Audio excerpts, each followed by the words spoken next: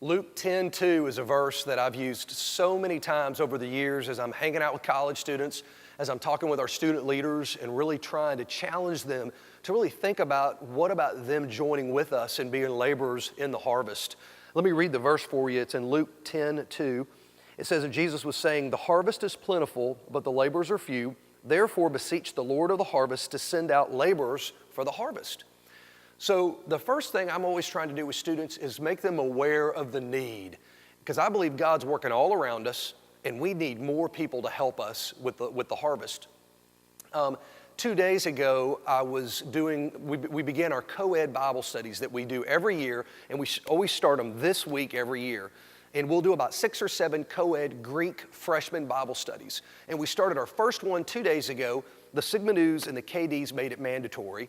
The Sigma Nus have 82 pledges, and the KDs had about 70. So we were looking at about 150 to 160 freshmen crammed in the chapter room at the KD house.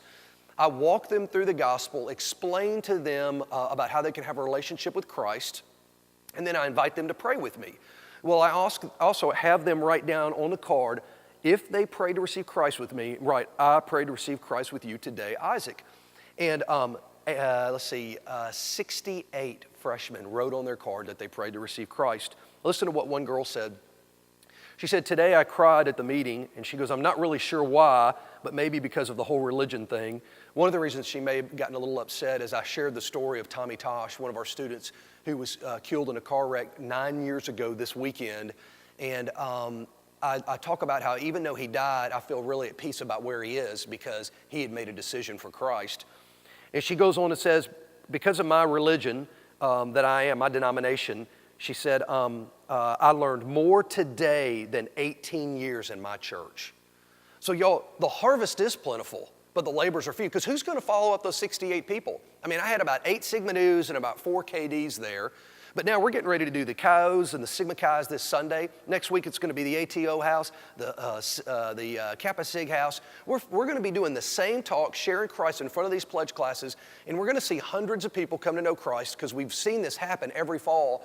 But we don't have enough people to follow up all these decisions. So the harvest is plentiful and the laborers are few. So I always tell students that I would love for you to really pray about joining with us. I met with a Phi Delta the other day who started a Bible study in his house, and he's been having 12 guys come. And they were texting him afterwards saying, "Man, this was awesome. I really enjoyed this." And I met with him and said, "Man, what if when you graduated, you just came on staff with Crusade for a year? Or maybe 2 years, and you continue to do what you're doing right now, because you'll never look back and regret those few years."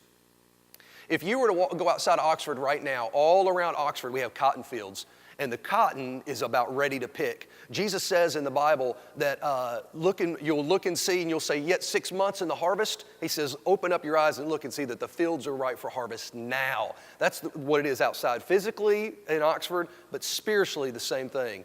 My prayer for us is that we would pray, and that we would not just pray, but be proactive and challenge students to join us. That's just something I pray about all the time as I'm driving in my truck, as I'm going on campus. I'm always thinking, "Lord, direct me to men and women that I can challenge to join us."